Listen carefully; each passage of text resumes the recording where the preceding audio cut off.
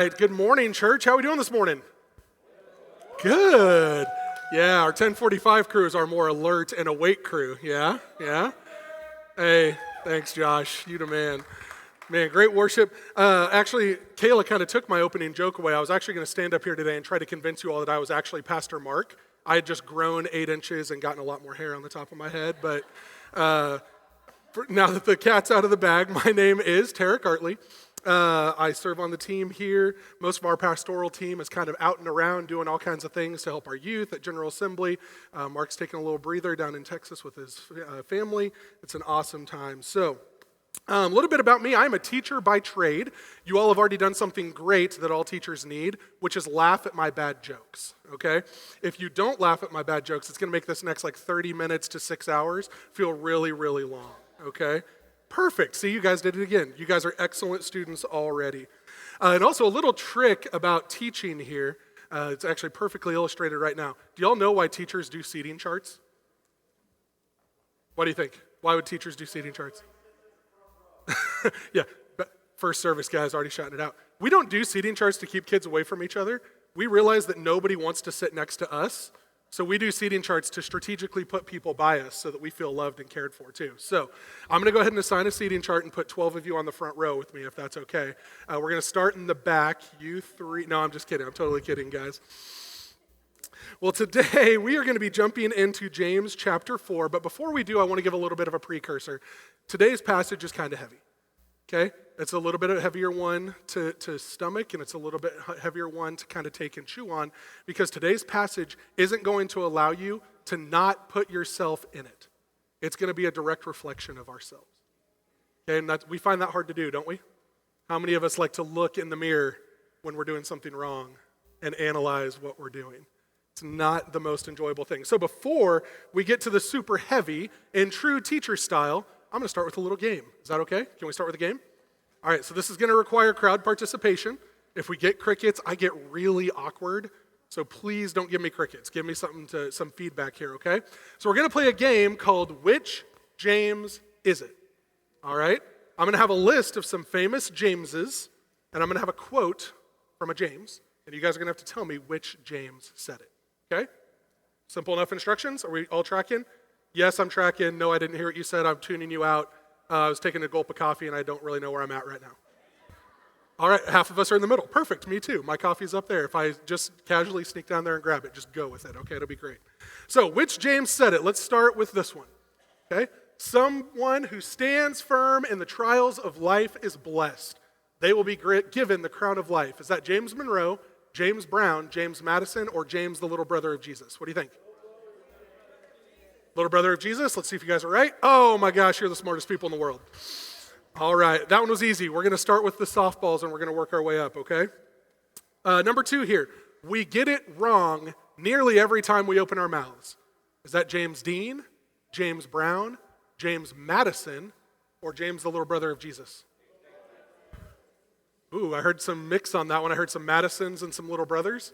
Let's see. Little brother of Jesus, still the same James, all right? So we're like, some of us are one. Go ahead and just keep your own score. You win nothing. It means absolutely nothing. But go ahead and just keep score for yourself, okay? Number 3 here.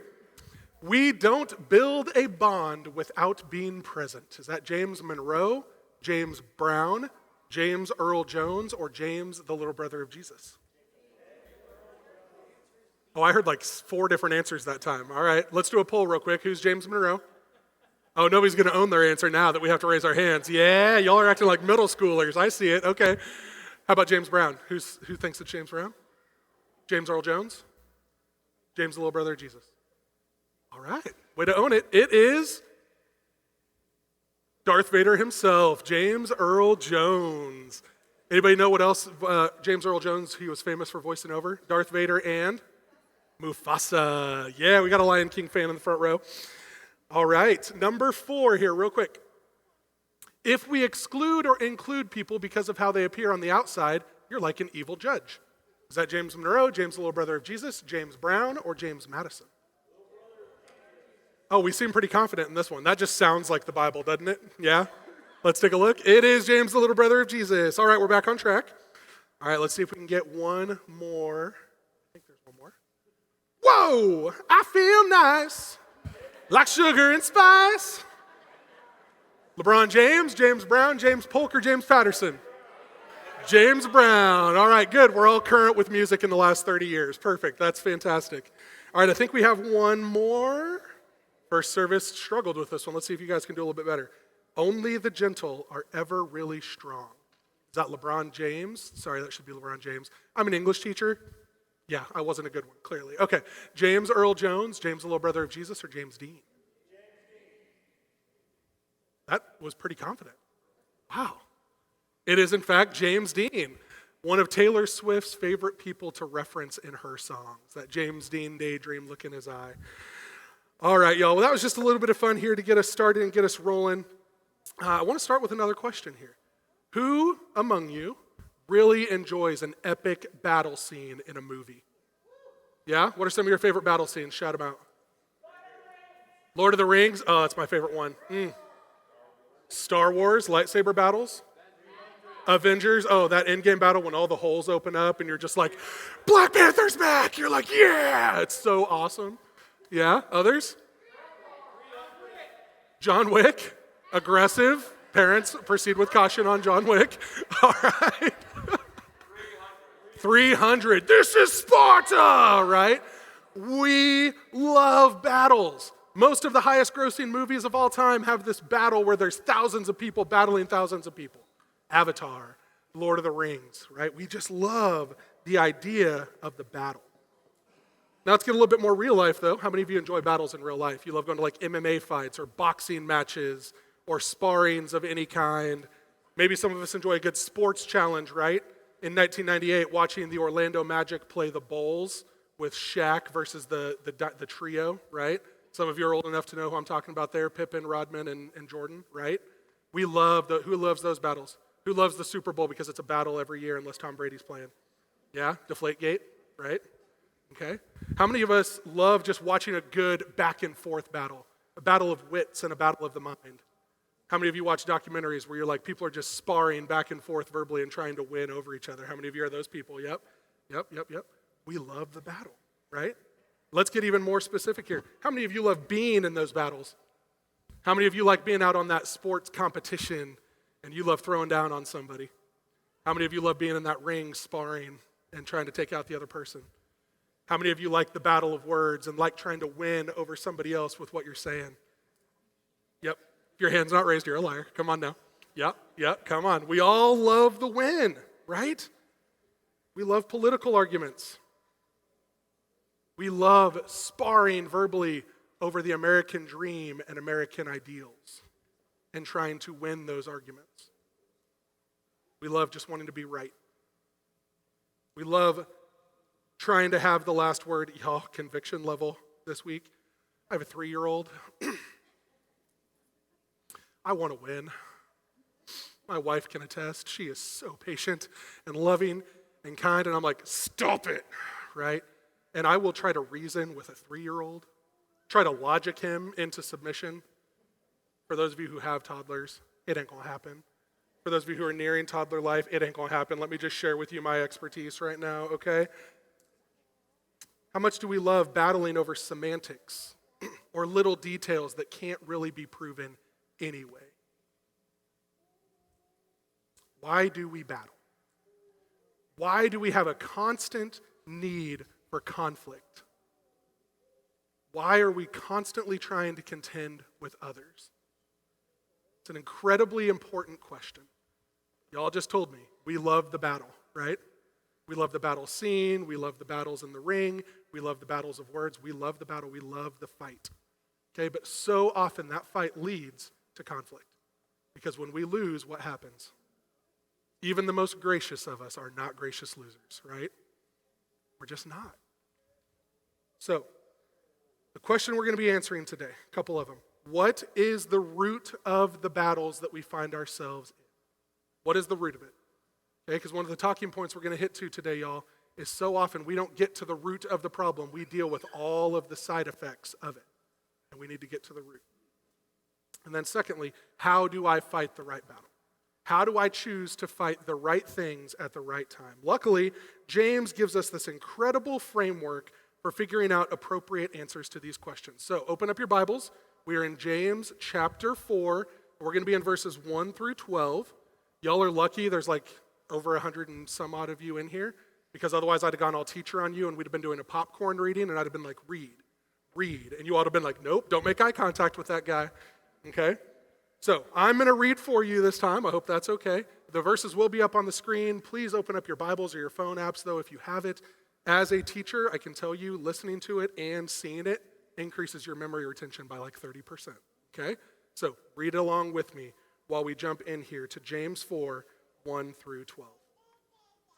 What is causing the quarrels and fights among you? Don't they come from the evil desires at war within you? You want what you don't have, so you scheme and kill to get it. You are jealous of what others have, but you can't get it, so you fight and wage war to take it away from them. Yet you don't have what you want because you don't ask God for it. And even when you ask, you don't get it because your motives are all wrong. You want only what will give you pleasure. You adulterers. Ouch. Don't you realize that friendship with the world makes you an enemy of God? I say it again, if you want to be a friend of the world, you make yourself an enemy of God. Let's pause right there. There are so few times in the Bible an author says the same sentence back to back. It's probably something we need to take note of, right? So I'm going to say it one more time. If you want to be a friend of the world, you make yourself an enemy of God. We're going to come back to that one. Do you think the scriptures have no meaning? They say that God is passionate, that the Spirit he has placed within us should be faithful to him. And he gives us grace generously. As the scriptures say, God opposes the proud, but he gives grace to the humble. So humble yourselves before God. Resist the devil and he will flee from you. Come close to God and God will come close to you. Wash your hands, you sinners. Purify your hearts, for your loyalty is divided between God and the world. Let there be tears for what you have done. Let there be sorrow and deep grief. Let there be sadness instead of laughter and gloom instead of joy. Ouch. Humble yourselves before the Lord, and he will lift you up in honor. Don't speak evil against each other, dear brothers and sisters. If you criticize and judge each other, then you are criticizing and judging God's law, but your job is to obey the law, not to judge whether it applies to you. God alone who gave the law is the judge. He alone has the power to save or to destroy. So what right do you have to judge your neighbor? Man, told you heavy, right? This is the tip of the iceberg, y'all.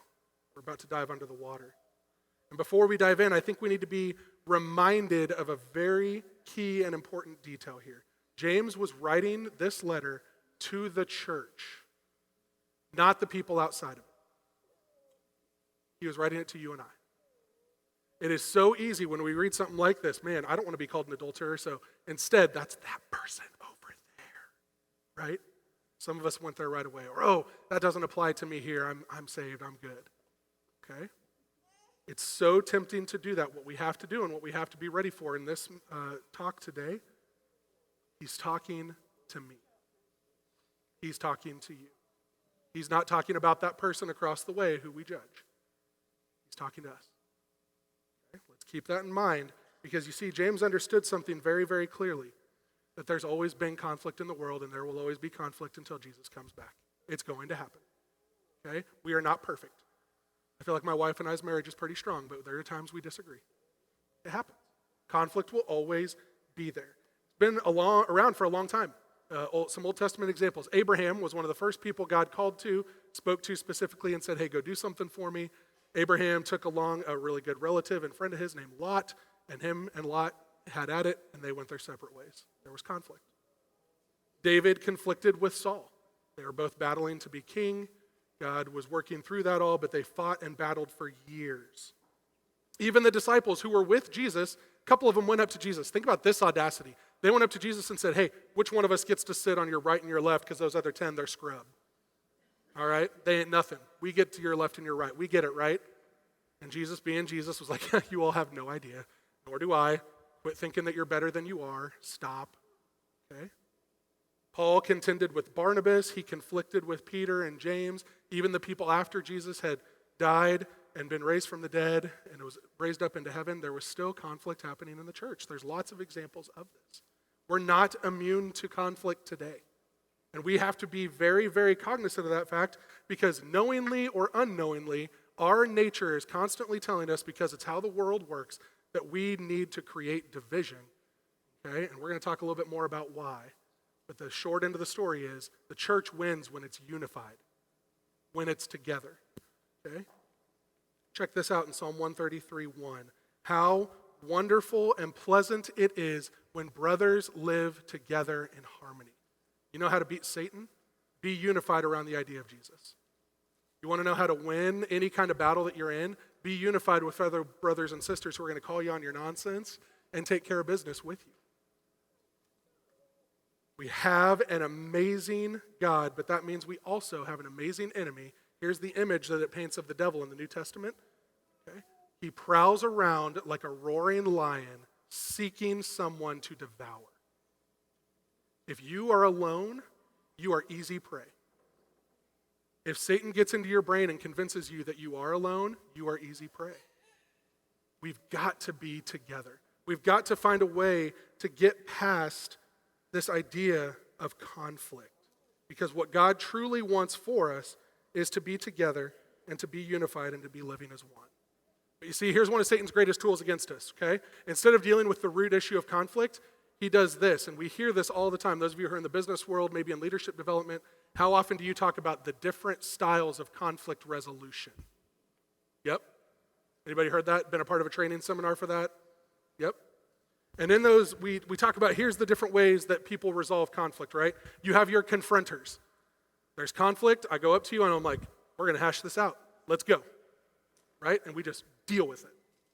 Right? How many of you are confronters? Again, crowd involvement here. Oh, we don't want to be honest? Hey, we got one. Hey, I love honesty. Yes, honesty in the church. Beautiful. There's the blow-up conflict resolution strategy, which is there's conflict and I go, what?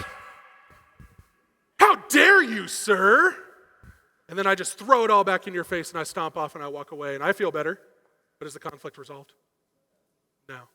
I'm not going to ask who my blow-up people are because then you'd all blow up at me. So, all right. Third is our bottlers.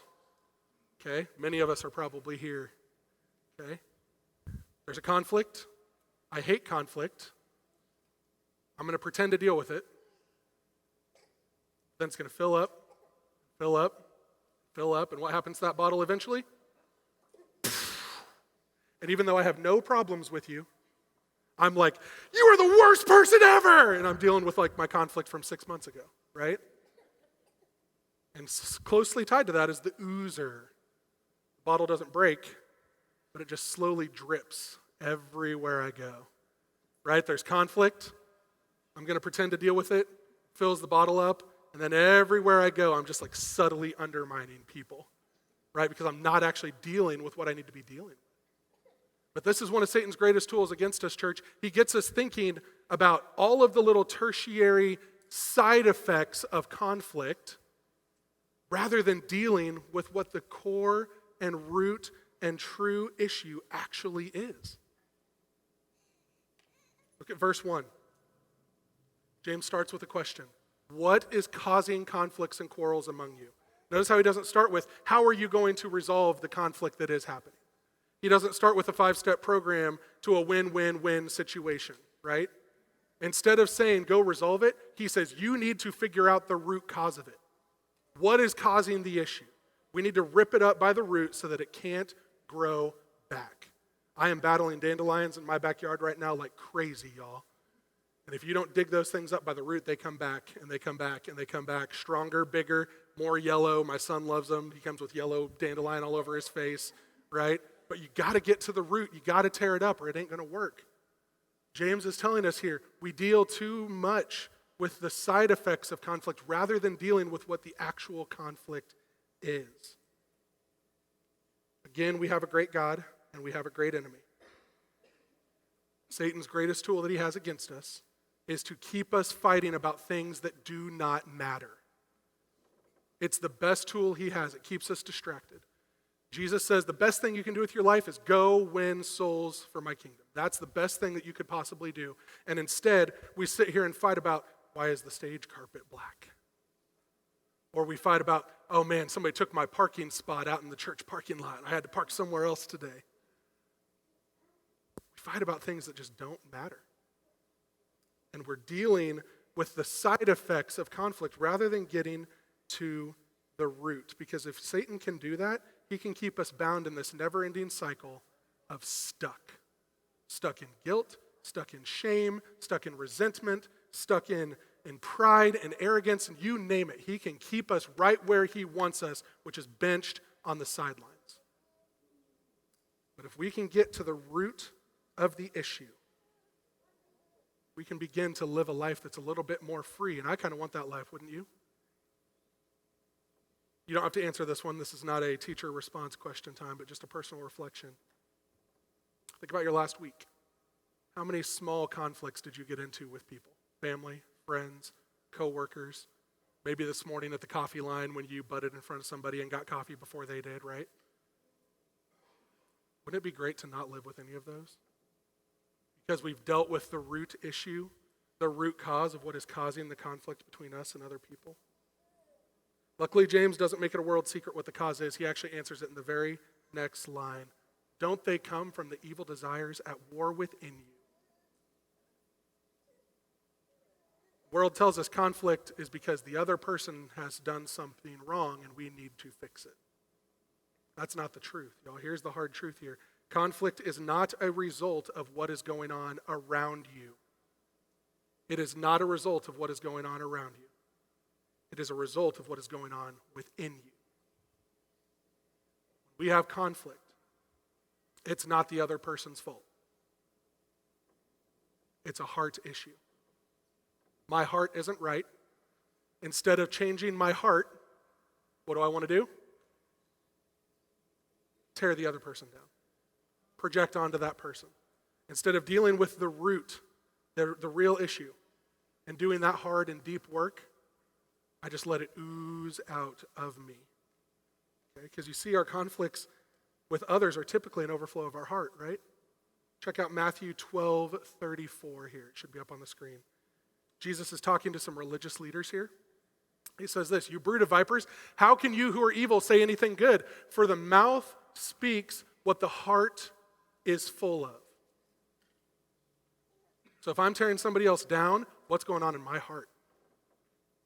If I'm trying to drive a wedge in a relationship with somebody else, what's going on in my heart?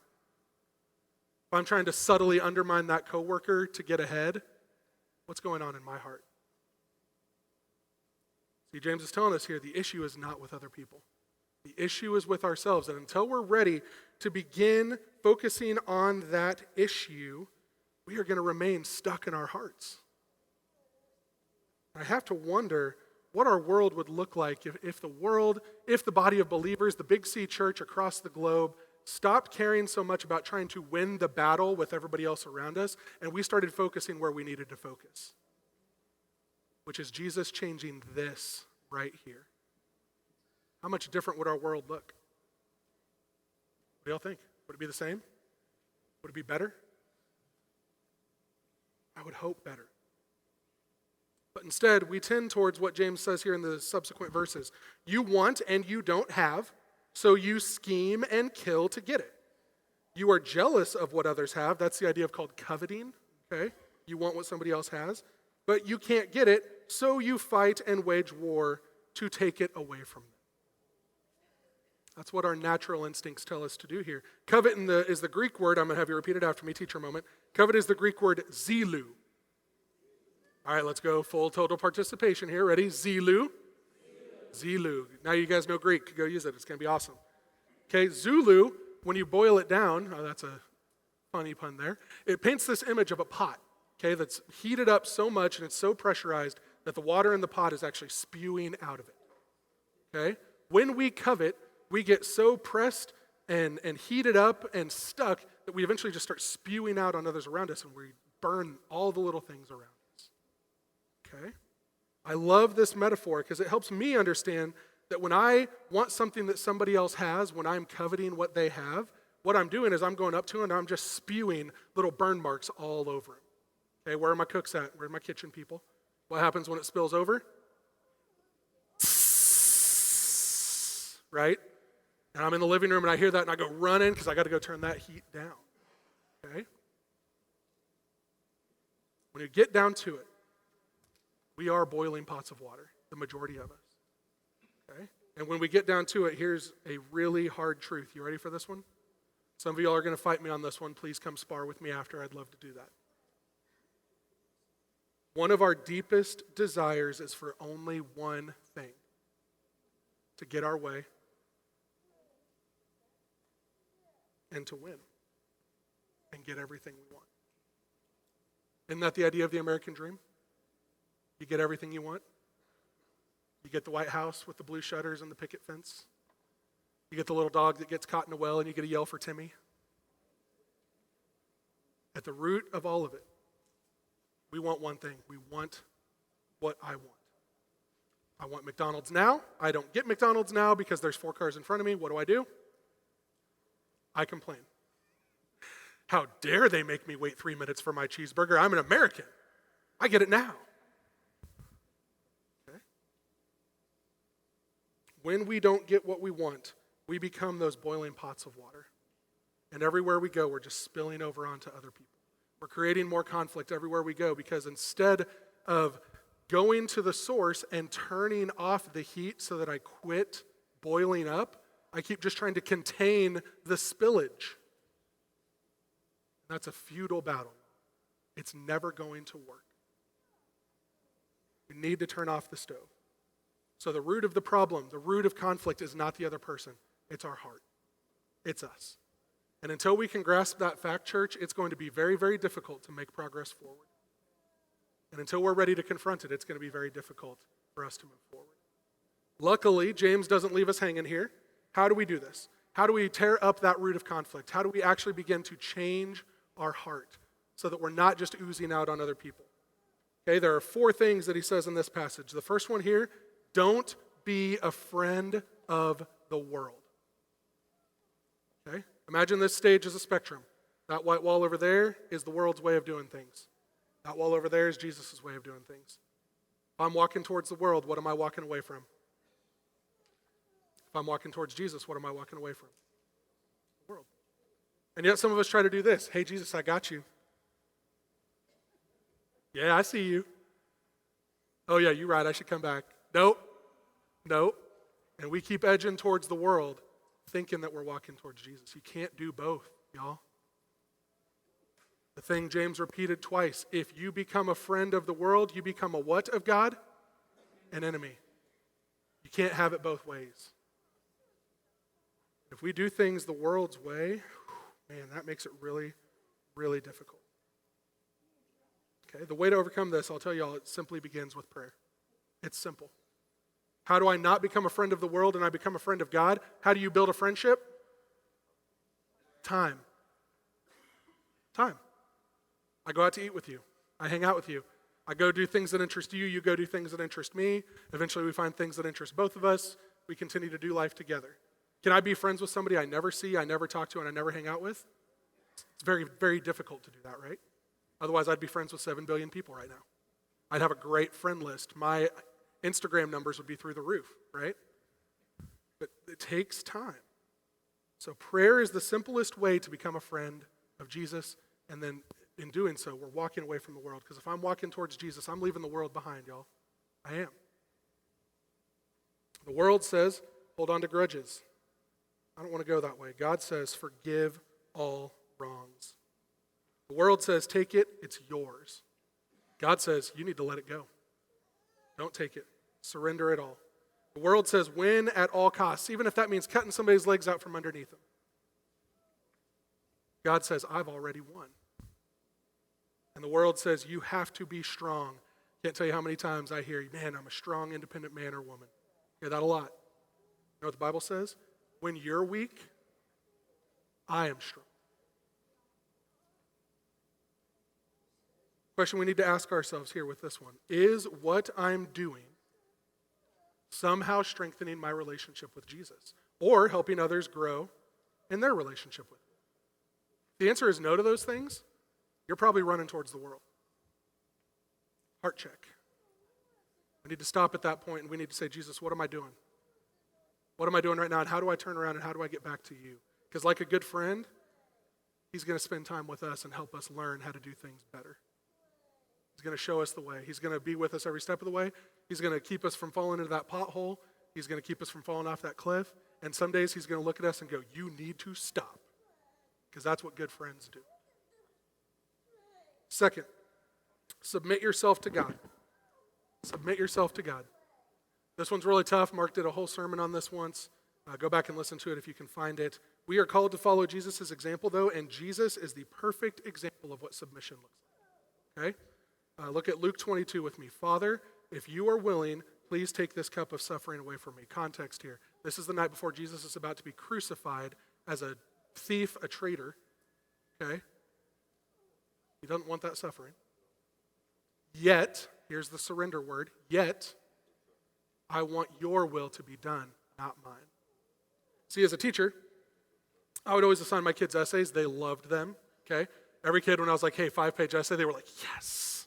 They were so pumped. And then they'd go home and play Fortnite for 8 hours and then come back and tell me the myriad of excuses why they didn't get their paper done, okay? It was always great. But what I would ask of them after a while, I'm going to give you a chance to write it. You come up with your plan, your structure, your words, your thoughts, your ideas. And then I would say, you need to submit your paper. They would have to turn control of their lifelong dream of an A into my hands, and then I would be ruthless. I'd mark it up. You missed a period. Why didn't you capitalize your own name? Come on, man, get that figured out, right? I would rip it to shreds. I'd offer them feedback. I'd say, hey, great line here, not so great line here. Maybe you should tighten this down here. This thought makes no sense. Why did you put a SpongeBob quote in your story? I don't understand, okay? Sometimes that would include telling them, everything in this is wrong, and you need to start over. How many of you ever got that feedback back from a teacher? You can be honest. I got that a couple times. Wrong. Just scrap it. Don't even try to fix it. Just start over again, okay? When we submit, just like when my students submitted our paper, we take everything that we've planned, everything that we've gotten ready, and we literally leave it in the hands of somebody else to judge, to critique, and to make better. That's what submission is. And when we're supposed to be submitting to Jesus, that's exactly what he's asking us to do. You've written this script of your life. You think, Tarek, you should be a teacher, and you should be a husband, you should be a father, and all these things. And then I had to take that essay, and I had to turn it in. And Jesus had to go, nope, missed that period. Didn't understand that paragraph at all, clearly. Oh, let's just eliminate that page. You don't even get that chapter, okay? That's a hard thing for us to do because that means that we're taking the work that we feel like we've earned and we've done so much with, and we're literally leaving it in the hands of someone else. And even if that someone is perfect and amazing and awesome, we have a hard time doing it, don't we? Where are my planners at in the room? Who writes a task list every morning? You write that checklist. Where are you at? Yep. All of my moms in here are probably raising their hands. Okay. My hand should be lowered. My wife knows if I write a list, I'm like, that was a waste of time. Okay. But planners, after you've written that list for the day, do you stop and pray over it? Do you stop and ask, hey, Jesus, is all the things that I need to get done today actually going to draw me closer to you? Is it actually what you need me to be doing? Where are my wingers at? Now my hand is raised. Who likes to just wing life? Yeah, you guys are my people. I understand you. Let's go do something after this. Who knows what? We'll figure it out later, right? It'll be great. All right. Wingers, as you're getting ready to do it, do you stop and think and pray and ask, hey, Jesus, is this where I need to be going? Getting better at it. Hey, honesty in the church. I love that. Thank you. Submitting is a constant, every day, every second battle because every single day, y'all, we're faced with a choice. We're either getting closer to the world or we're getting closer with Jesus. Half the time we make these subconsciously. We got to get in the habit of submitting every decision, every word, every phrase to Jesus. If we can do that, we will fix the problem because he will rip up the roots of bitterness, of anger, of grief, of despair, and he will replace it with a crop that's going to yield 100 times the fruit. It's going to be so much better. 3, the question to ask ourselves here, is what I'm doing God's will for my life, or is it just what I want? And if it's not God's will for your life, he will make it clear and he will stop you from doing Every time. Every time. Number 3, resist the devil. Ephesians 4:27. And give no foothold to the devil. How much foothold? No foothold. Again, our devil rows around. The devil that's always seeking us to devour us like a roaring lion. He gets you alone, he wins every time. Resist the devil. Give him absolutely no foothold in your life. None. You have a little tiny bit of bitterness with your spouse, go talk about it. Or go pray about it. Do something about it. Don't just let it sit. Because that crack is all that devil needs to kick that door open and eat you alive. And destroy your marriage. And destroy your friendships. And destroy your coworkers and your relationships with your bosses to the point where you're wanting to quit 6 months later, not because you hate the job, but because you just didn't deal with what you needed to deal with. Get to the heart of it. Gotta get there. You see, the devil, he wants to stir up selfishness. He wants you to look at that person down the pew and go, man, look at that guy.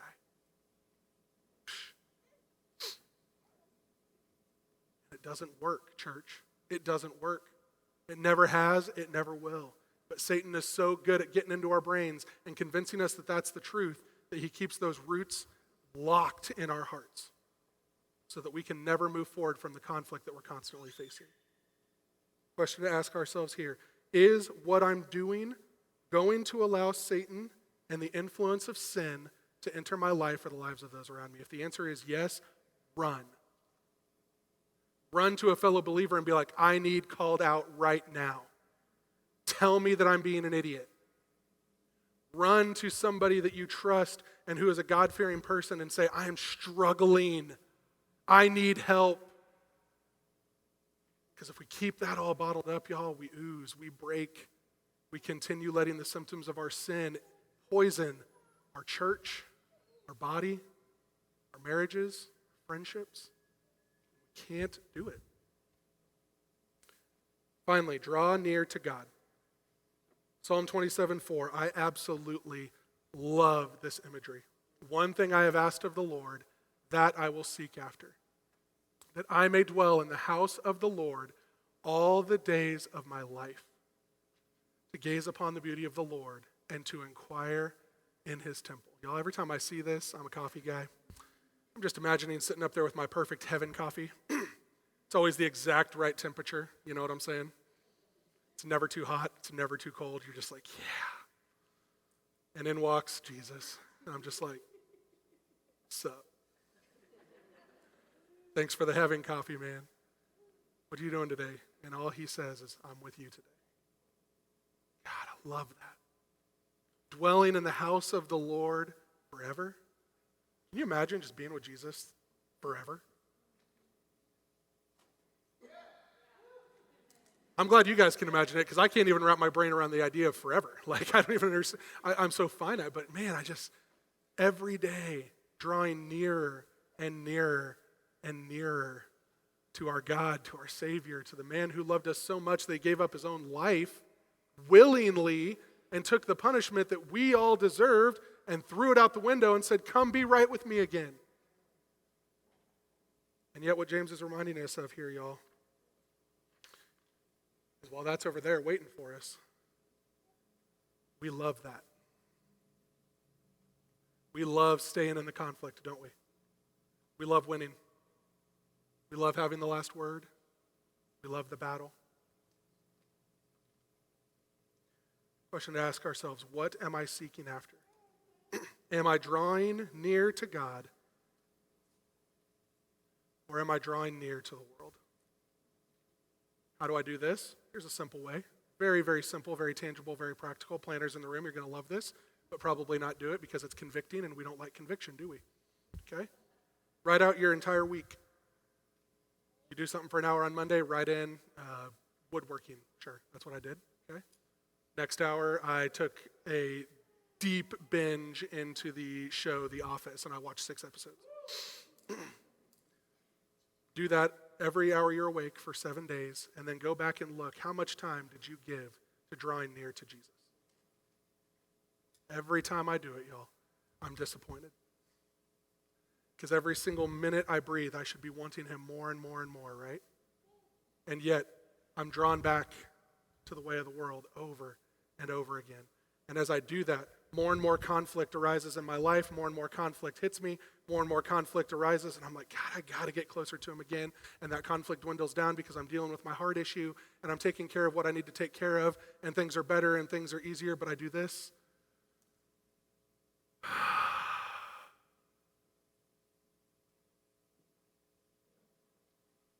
Nope.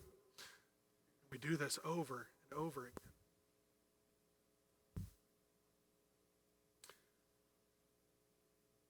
James isn't trying to beat us down with this. I told you it was going to be heavy today. Let's end on a positive note here, okay? He's not trying to beat us down. But he is trying to help us understand that there is a very real and present danger that we as a church, that we as people, that we in our relationships are this close to having a wedge driven between us and having conflict destroy everything. He wants us to be aware of that. But he also makes all these promises through this passage. Did you catch them? Verse 6, he gives us more grace. You know what grace is? Grace is getting what you don't deserve. So even though I'm running towards that world and I'm like, yeah, I deserve death, he's like, nope, you don't get that. I'm going to give you something better. So he offers us a chance to make those mistakes and keep learning from him. It's beautiful. Verse 8, draw near to God and he will draw near to you. Every step I take towards him, he's making 35 steps towards me, y'all. This path gets me so much closer to him versus the one of chasing what the world has to offer. It makes no sense. In verse 10, humble yourselves before the Lord, and he will exalt you. He will lift you up. He will put you above. Okay? Absolutely amazing promises here that his grace, his presence, and his exalting give us real power to live differently. So then as we get closer and closer and closer to him, and we get brighter and brighter in our life, when he says, I need you to go back into the world to do something for me, we go back and we are actually lights in an incredibly dark world. And then we grab that person he sent us to be with, that one lost sheep, whoever it may be, and we walk with them back here, slapping each other along the way because we're like, quit being dumb, and we get brighter and brighter, and then he sends us back again, and that's what we should be doing. But if that's the case, why is it 2,000 some odd years later, and we're still fighting the same battles we were fighting 2,000 years ago? It's tough. We got to think about it a different way. The root of all of our conflict is our own heart. It's what we want. We want everything right now. The solution, seek God, draw near to him, resist the devil, and submit yourselves to God, and he will shower you with grace. He will draw so near to you that you will feel his presence the rest of your life, and he will exalt you beyond measure. He will lift you higher than any worldly accomplishment ever could, that any salary ever could, that any pay scale ever could, that any title ever could. And then he sends us into the world to be his ambassadors to help continue that process, drawing people to him. That means, though, church, here's another tough truth to end on here, that the world is looking at how we live. And if we act just like the world, are we showing them Jesus? That's convicting for me. That's a question for me, not for you all. I hope you can hear it too, but that one's for me. We need to show them a life worth living. We need to show them a better way. We need to show them Jesus. And if we can do that, we rip out all of that conflict. We throw it away. We're no longer after worrying about who's going to get a win-win or a compromise or whatever it is, because we're all just going to understand a deep and amazing truth that there shouldn't be conflict to begin with. Jesus wants us to live together in harmony. He wants us to be together. So can we agree to that this week? Yeah? Can we try to be together in all that we do? Can we give each other grace when we screw up? Thank you, Risa, for offering me grace constantly. Let's pray. God, we're so grateful for you. Thank you for this hard but amazing word today. Thank you, Lord, that even though we are going to face conflict because we're human and we're going to mess up, that you give us grace without measure, that you promise to walk it with us. And thank you, God, for giving us such simple solutions just to be with you. Help us to do that better this week, God. Help us to draw near to you. God, help us do the tough work of checking our own heart. God, I want to be a man every day that wakes up and says the words David said, search my heart and know me, O God, and show me if there is any impurity in me. God, I know that's going to reveal so much that I'm probably not ready for, but you are. Help me to draw near to you in that, God, and help me to continue seeking after your face, that I may dwell in your house all the days of my life, God. And I will not then be the pot that boils over onto the world around me and burns everything up. God, help us to do this week. Just one more minute, guys. Keep your eyes closed. Keep your head down. Some of you walked in here today. Your heart's hard. It's callous. It's hurting. You've never really experienced what that true submission to Christ can feel like, because I can tell you on the back end, 14 years later now, turning in that essay of my life was the best thing I ever did, y'all.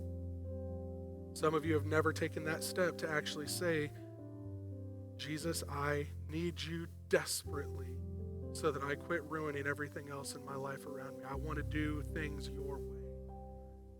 And y'all, it's so beautiful and so easy. You don't have to stand up. You don't have to make a big proclamation. You just have to quietly in your heart right now say, Jesus, I want to do things better. I trust you. I know that what you have is better for my life. I believe that thousands of years ago, you took the punishment for my sin. You took it up onto the cross. You left it there. It's gone. You took it to the grave. You buried it in the ground, and then you overcame death. I get it. I finally understand today, Jesus, that I need to let all of my garbage go to you. And I believe that you rose from the dead 3 days later, and now you live forever. That's all you got to believe. If you have come in here and you were hurting and you were lost, you just say something similar to that to Jesus. Jesus, I need you. You can start walking into the way of heaven right now. You can start walking and drawing nearer to God, because y'all, he is relentlessly pursuing you. You just have to turn around and stop pursuing the world and look at him. So if you want to do that right now, it's just a quiet prayer between you and him. Jesus, I need you. I'm wrong, right? Help me to do better, Jesus. Help me to live in the knowledge that you did die for my sin. You buried it in the grave. You rose 3 days later. And now I get to live for you, free from all of the nonsense that I've been living. And Jesus, help me to do it better every single day of my life. And if you can pray that in your heart right now, you are opening up the door to walking into heaven. It's absolutely beautiful. So Jesus, I do ask this week, we would be your church, undivided, that we would be brothers and sisters who dwell together in unity. I ask this, Jesus, in your name.